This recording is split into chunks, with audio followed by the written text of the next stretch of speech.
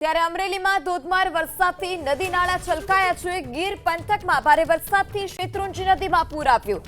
અમરેલીના ગાવડકા નજીક શેત્રુંજી નદીનું રૌદ્ર સ્વરૂપ પણ જોવા મળ્યું છે।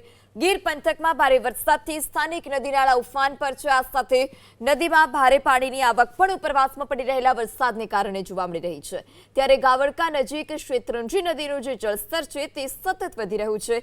નદી કિનારે પણ ન જવા લોકોને સૂચના આપવામાં આવી છે। ત્યારે નદીમાં નીર આવતા ખેડૂતોમાં ખુશી।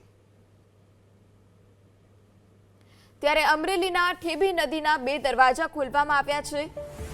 ઉપરવાસમાં પડેલા ભારે વરસાદને કારણે રૂલ લેવલ જાળવી રાખવા માટે 2 દરવાજા ખોલવામાં આવ્યા છે। વિસ્તારના નીચાણવાળા વિસ્તારના લોકોને પણ એલર્ટ કરવામાં આવ્યા છે। 2 દરવાજા ખોલી નાખવામાં આવ્યા છે। 0.15 મીટર 2 દરવાજા ખોલવામાં આવ્યા છે। અમરેલીના ફતેપુરા, પ્રતાપપરા અને ચાપાથળ સહિતના ગામોને એલર્ટ કરવામાં આવ્યા છે। આ સાથે નદીના પટમાં ન જવા પણ પ્રશાસન તરફથી સૂચના આપવામાં આવી છે।